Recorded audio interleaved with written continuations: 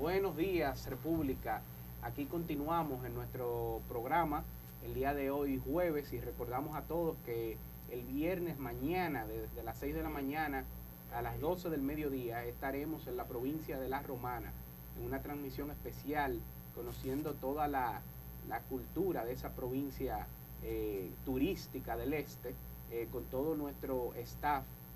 Y allá tendremos la visita de personalidades políticas, del sector privado, todos los acontecimientos y toda la controversia que se están dando en esta provincia, ese alcalde que está siendo procesado por temas de corrupción, también el aspirante a diputado que es homosexual, y no porque sea homosexual, sino porque en nuestras sociedades esto todavía no se ha visto. Regidor. ¿A regidores? Sí, del PRD. Bueno, estamos confirmados eso. Sí, es regidor, y él de hecho hizo una denuncia porque dice él que hay exclusión dentro del PRD, y yo creo que es un absurdo que esto pueda ocurrir. La verdad es que cuando vemos cosas así, no hay más que recurrir a la discriminación.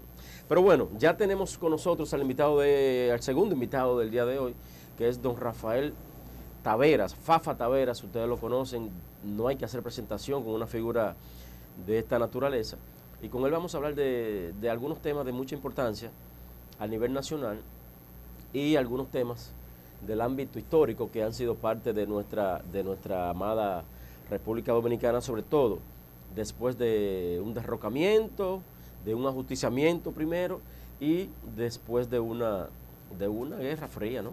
Don Fafa, muy buenos días y gracias por estar aquí con nosotros. Bueno, contento de estar aquí, debutando mi presencia en este canal. Sí. Don Fafa, agradecer la aceptación, ¿no?, que usted de estar aquí, y me gustaría iniciar la pregunta. Me llamó la atención poderosamente ayer que leí una declaración suya de que la República Dominicana está apta para que los militares voten. ¿Usted es partícipe de que los militares voten? O los guardias, mejor dicho. Soy tal vez el principal promotor del derecho al voto de los militares. Y lo hago con dos razones y una profunda convicción. Las razones: que los guardias y la policía son un instrumento marginado del ejercicio ciudadano. Y sin embargo tú le encargas el hecho de que ellos deben ser la protección del resultado del ejercicio ciudadano. Ellos están protegiendo una institucionalidad política de la que ellos no participan. Primera contradicción que no puede sustentarse en esta época. La democracia tiene en la ley, en las instituciones, en la policía y en el orden, las fuerzas suficientes para imponer que no sea alterada y que la gente se someta a los procedimientos políticos que se dan. Pero mira qué contradicción. El núcleo principal, porque es el que arriesga hasta la vida, Claro. no puede entonces disfrutar del derecho que ellos protegen. Primera irracionalidad. La otra irracionalidad que hay con los guardias y con los policías. Ellos son ciudadanos, pero no pueden ejercer su condición de tales. Y es una discriminación frente a todos los otros de la sociedad, es una discriminación clara. Entonces, en una situación como esa, yo he planteado, a propósito de que ayer se conmemoraba el 50 aniversario de la muerte del coronel Rafael Tomás Hernández Domínguez, que fue en cierta medida a nivel de los cuarteles el iniciador del movimiento que estalló el 24 de abril de ese mismo año. A propósito de él, se llevó al Congreso una iniciativa para declarar el Día del Soldado Democrático, el Día del Soldado Democrático, y se asignó en el calendario el día en que murió el símbolo del ciudadano militar, que sin poder ejercer su derecho, peleó y murió para que lo pudieran ejercer y respetar los otros. Esas dos cosas me llevaron a decir en el Panteón Nacional, que me pidieron que dijera una palabra con motivo de estos 50 años, que era contradictorio. Un hombre que se formó en una Fuerzas Armadas que la creó la primera invasión americana, y luego de esa invasión americana, que es la que crea las Fuerzas Armadas de hoy, entonces 31 años de dictadura, forjado en esa noción de la sumisión y del autoritarismo, y excluido de la sociedad como un cuerpo ajeno a ella, también tenía en su familia un ejemplo que era el general Ludovino Fernández, su padre, era uno de los soportes de ese proceso. Y ese muchacho fue capaz, en un ambiente así, de generar una conciencia democrática de tal envergadura. Él fue asistente de Bosch, que cuando toman a Bosch, él comienza a organizar entre los guardias un movimiento para restaurar el gobierno que el pueblo se había dado. La más alta demostración de respeto a la voluntad popular la estaba expresando ese muchacho. Y en ese orden, al tú reconocerlo y recordarlo de que ese motivo de él explotó en su ausencia, y el día que muere él vino a ratificar con su presencia su respaldo a esa iniciativa, ese hombre dejó entonces escrito un canal para los militares.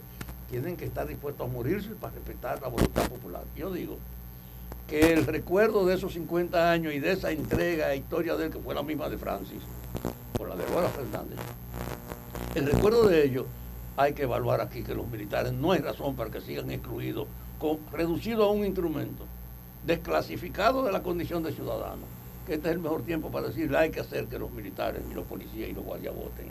El mejor homenaje a Fernández Domínguez, que murió defendiendo el derecho al voto de los otros, es que su institución tenga también derecho. Pero conociendo, don Fafa, la idiosincrasia dominicana, sobre todo la parte militar tradicional de República Dominicana, los guardias, que en un momento determinado, cuando ellos sienten que tienen un chin de poderío, lo usan. ¿Usted cree que en medio de unas votaciones donde ellos tengan derecho al voto, donde ellos puedan en una fila hacer lo que quieren, usted cree que esta época aguanta eso? La pregunta es, los guardias no cuentan aquí. Los guardias son un instrumento de los políticos. A ellos los forman en la disciplina y en la orientación. Y los usan. Después ellos pagan la consecuencia porque están cumpliendo una ley y una obligación.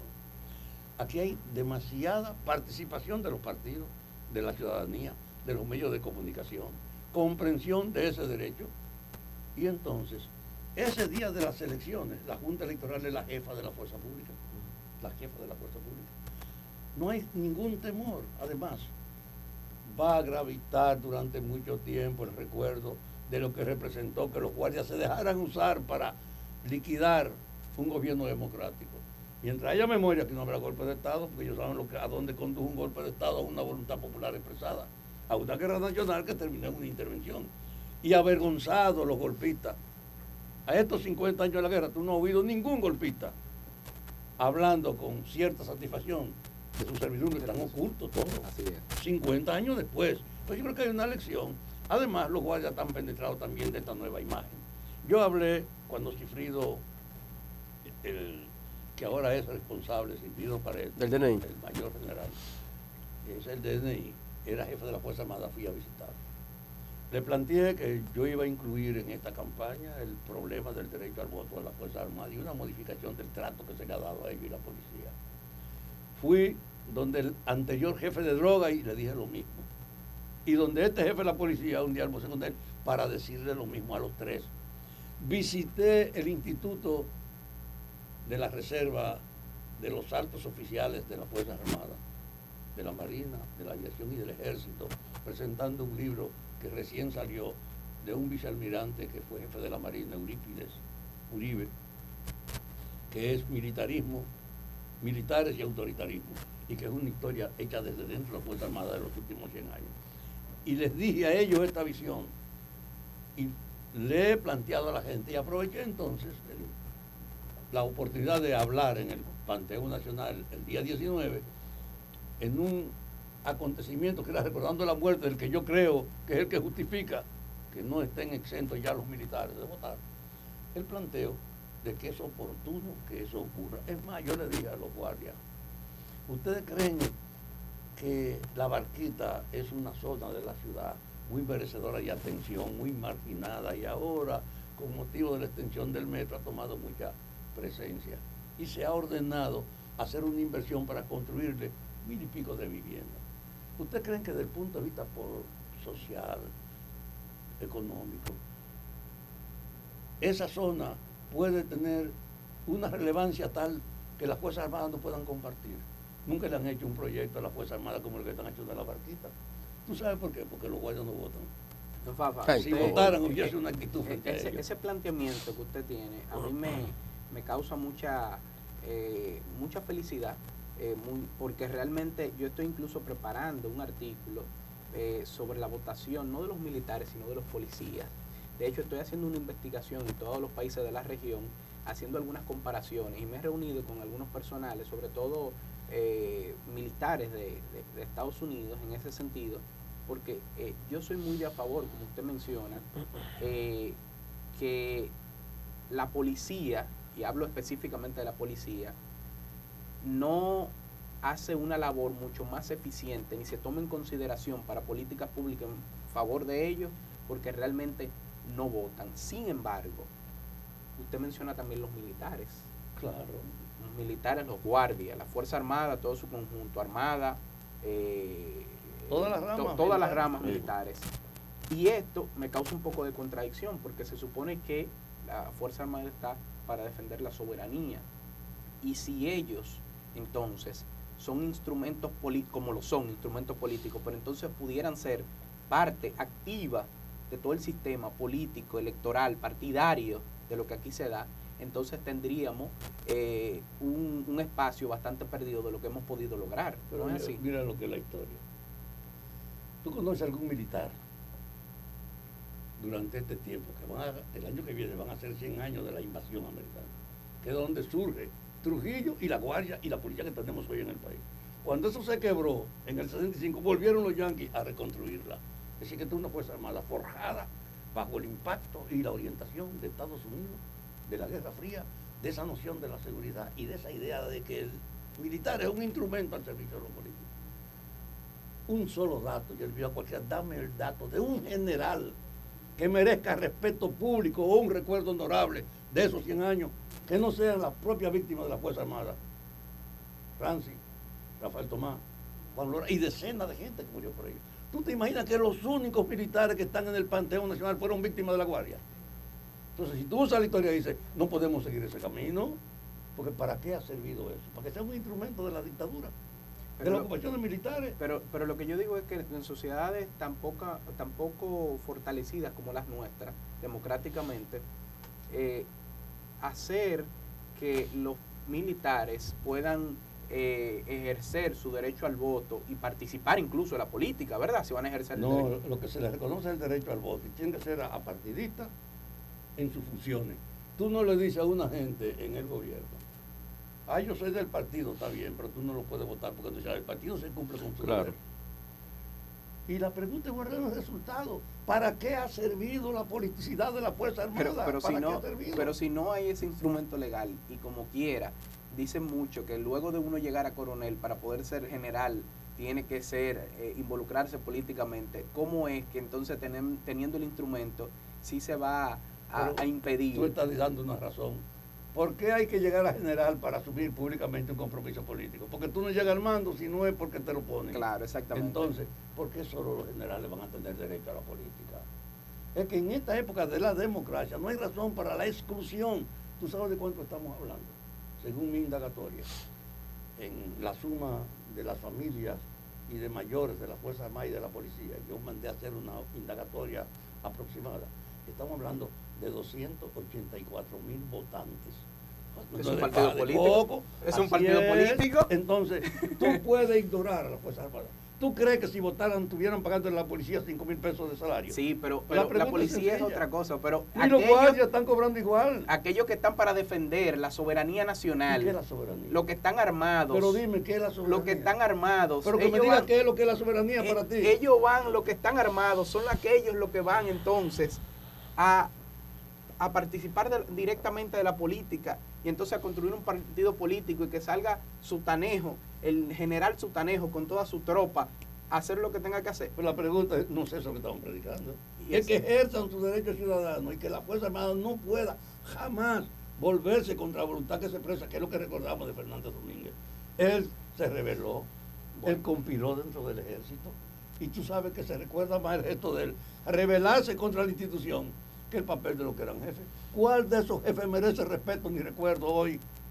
De esos que se comportaban como tú dices.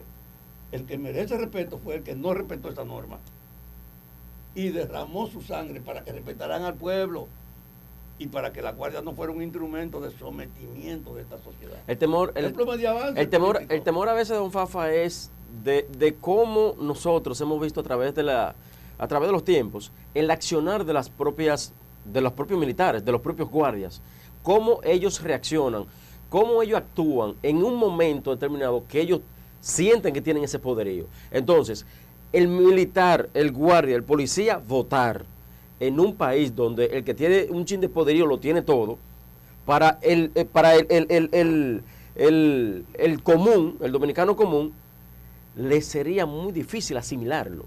Un militar en una fila votando. Yo pienso en un esclavista hace 150 años, cuando los haitianos dijeron que los esclavos eran ciudadanos y que tenían que rebelarse y que dieron un ejemplo insólito que a veces aquí no se lo dicen a la gente. Una comunidad de esclavos procedentes de diversos países de África, sometidos a una explotación, se rebelaron contra la primera potencia del mundo, que no solo era poderosa, sino meritoria, porque allá había sido los derechos humanos contra Francia. Le derrotan su ejército y declaran que ellos son una nación. Tú sabes la gente, que maldito negro, que esclavo ahora gobernando este país. Ustedes están reaccionando igualito con el problema de los guardias. En el sentido, esa es la herencia trujillista, la de la exclusión. Yo creo que en la Fuerza Armada hay un avance de la conciencia democrática, que ellos saben. Pero usted cree que si los guardias votaran, le estuvieran pagando a un guardia 4,000 pesos, a ese que está disponible para morirse defendiendo este país y entonces no puede ni pagar un pasaje para vivir. Es que son cosas que no pueden mantenerse ya. Obviamente. ¿Y tú sabes cuál es el mérito? Que sea yo que lo plantee. Una víctima histórica de la Guardia de la Policía, sí. que lo conocí en la condición de víctima de ellos, la madera humana. Yo le cuento a la gente que viví una experiencia insólita que siempre me hizo pensar en la Fuerza Armada. Yo llegué a la 40 en el 1960 siendo un muchacho con 21 años en el movimiento 14 de junio, de Manolo, de Minerva y de toda esa época de rebelión contra Trujillo. Te llenaban las generales y te decían, quítese la ropa. Y tú sientes cuando te dicen quítate la ropa, el valor que tiene la vestimenta en esta sociedad. Porque te desnudan, claro. Que es una humillación, que es una degradación. Tú no estás hecho para eso. Quítese la ropa, carajo, comunista mierda. Te caen a patadas y te quitan la ropa. Y para refrescarte la memoria, llévalo ahí para que le refresque la memoria antes que comience a hablar, para que no venga aquí a hablar pendejada. Te ponen una esposa y te dan una pela que te desbarata. Yo viví una experiencia ese día, que el policía que pusieron entre los dos que me acabaron, hasta que me derribaron en el suelo y casi quedé sin conocimiento, que cuando yo me paré y fui a una llave que estaba ahí a quitarme la sangre de todas las heridas y el polvo, a ellos les llamó la atención que yo fuera a la llave, porque la gente salía de ahí a proteger, salía a la llave a quitarme la vaina. Se me acercó el policía y me dijo lo que me marcó para toda la vida. Yo no tengo nada contra ti, este es mi trabajo. ¿El policía que le golpeó? Sí, uno de los dos fue donde mí me dijo eso. Yo no tengo nada contra ti, pero este es mi trabajo. Es decir, tú te imaginas lo que es degradar a torturador de colegas tuyos y de nacionales, un cuerpo dice que está para el orden. Es que eso es lo que ha quedado de la herencia de Trujillo, el guardia es el que manda, se acabó toda la vaina. Y esa mentalidad Trujillo hay que acabarla. Ustedes han crecido en una sociedad que vino después de Trujillo, que oyen nada más lo que fue la dictadura. Sí. Pero después que mataron a Trujillo, aquí nunca hubo ni siquiera una discusión del papel de esa herencia. Ahora, 50 años yo diciendo, la mayor herencia del trujillismo es que los guardias estén excluidos del ejercicio ciudadano. No, Fafa, usted participe de aquellos que dicen, hay muchos sectores que todavía dicen que se mantiene aquí un trujillismo vivo en diferentes, no solamente estamentos del Estado, sino en muchos casos en que el dominicano actúa. O sea, para muchos todavía existe el trujillismo en cada acción. Trujillo, desde el fondo del alma de cada dominicano, se está riendo de los dominicanos, porque él está presente en la herencia, en el trato discriminatorio, en el hecho de que tú tienes poder y es para usarlo. Claro. Porque él dio una muestra, se hizo dueño de todo, y es un ejemplo que la practican todas las instituciones aquí, porque aquí hay una gran impunidad. ¿A quién le han pedido cuenta de verdad? Para un infeliz que hay ley, pero para los grandes ladrones del país, la gran prostitución que es la jefatura política y el control político que está, aquí sigue reinando Trujillo. ¿Por qué? Porque el que tiene el poder sigue disponiendo de él. el PLD ha concentrado en el dominio del Estado, modificó todas las instancias, remodeló el Estado, lo remodeló para darle más confianza, no para asegurar a ellos más impunidad, porque los jueces son para ellos una protección. La mayor resumen de la influencia trujillista está en cómo el PLD está gobernando. No puede tener un sin matando, pero ahí confiesa el DNI que tiene 30.000 agentes siempre vigilando a la gente. ¿Y esa herencia de qué es? Entonces Trujillo está vivo en la visión del Estado, que es para tú controlarlo. Ahora, la presencia democrática, este papel de los medios, está poniendo en crisis la herencia de Trujillo. Y una de las cosas que yo creo que puede ayudar más a afirmar la democracia es barrer con el último reducto destruido. Porque que no son ciudadanos, no son gente del guardia y los policías desde el punto de vista político, son un instrumento. Y además de ser un instrumento, ellos no pueden ni siquiera reclamar, y sirviéndole de soporte a los que se benefician del orden, viven miserablemente. Eso no puede ignorarse. Yo te digo, en esta época no hay justificación para que no se valore el hecho de reconocer que los guardias y los policías deben votar.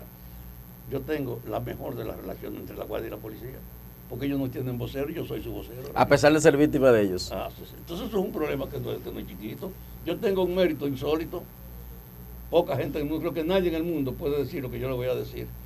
Conmigo se inauguró una cárcel, la preventiva. Fui el primer preso que llevaron ahí. No me diga. Y la vi desaparecer. ¿Cuál preso ha inaugurado una cárcel y la ha visto desaparecer en el mundo?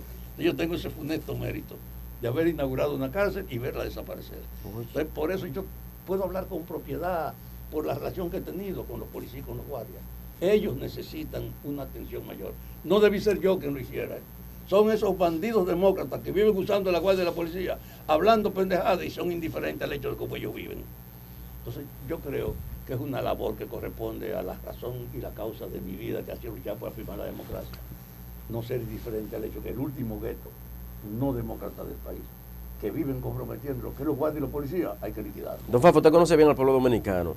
¿Usted cree que lo que se anunció o se denunció en estos días de que podría haber un atentado contra el presidente de la República es cierto? Bueno, la pregunta es esta. Hay un ambiente de duda generalizada en el país. ¿Tú te imaginas que un apagón ni que político? Y la gente creyó que un apagón es político. Y como el apagón fue con un terremoto, lo creyeron y dicen, oye, está castigando a los dioses por estar jodiendo. Todo es político aquí. Pero es el ambiente general que hay. Apagón, incendios forestales. ¿Qué es lo que te dicen? No son accidentes. Entonces hay una sospecha. Son mensajes. Hay una sospecha colectiva que la alimenta la guerra en el poder. Ahí tú te imaginabas esa tensión entre Lionel y Danilo, entre religión y continuidad, de un grupo que tiene un plan, lo están viendo en Funglobe, el desarrollo del país hasta 2044. Lionel lo dijo que ellos querían doblar, y él tiene un proyecto para hasta el 2044. Ese partido que tiene una idea de continuidad, tiene una guerra ahora. Entonces en ese ambiente, una guerra no, es una crisis normal. Que esa es la guerra, primero de boca, después de manos. Pero no. En el PLD. No. Mira, tú reúnes a Lionel y a Danilo y nadie le cree que hacen acuerdos ya, porque entre ellos mismos hay un rencor caminando. Es que todo el mundo sabe que la cultura del PLD no es ser kamikaze, no es autodestruirse a sí mismo. Pero habla de pasado. No era. Esto corresponde a lo que ellos hacían antes. Sí, eso es normal, es el ejercicio de la democracia. No, la democracia la no. Que se está dando es el ejercicio del bandidaje, porque ellos creen que esto es de ellos, que ellos tienen el control de la justicia. Ahí no ve a Félix Bautista sometido ahí. Bueno. ¿Y quién tiene duda de que él es responsable? Pero los jueces lo protegen. Eso no puede durar en este país. Ni la exclusión de los guardias, ni la impunidad del PLD pueden durar en este país. Y si lo ignoran, empujan a este país a un tsunami, que es el Estado predicado. Pero no del PLD, hablemos de aquellos que se le puedan demostrar entonces algunos hechos delictivos. ¿Pero cuáles son? De corrupciones, no sé, que la justicia sea quien ¿Cuál justicia? La que ellos pusieron para que lo protejan. Bueno, aquí hay una prostitución la de misma la democracia. La misma justicia que también se sentó el presidente del Partido Revolucionario Dominicano a negociar algunos Por eso temas. que Miguel está en la puerta, porque él es un negociador irresponsable de este desastre. Bueno, no es un acuerdo para mejorar, señores, para prostituirlo. Muchas gracias por estar aquí con nosotros, don Fafa. De verdad nos encantaría, me quedé incluso bastante callado por mucho tiempo escuchando ese relato histórico que usted mismo ha vivido. Y bueno, nada, le agradecemos estar por aquí con nosotros y esperamos tenerlo de nuevo. Claro que sí. Continuamos haciendo un comentario para finalizar ya este día de hoy del programa.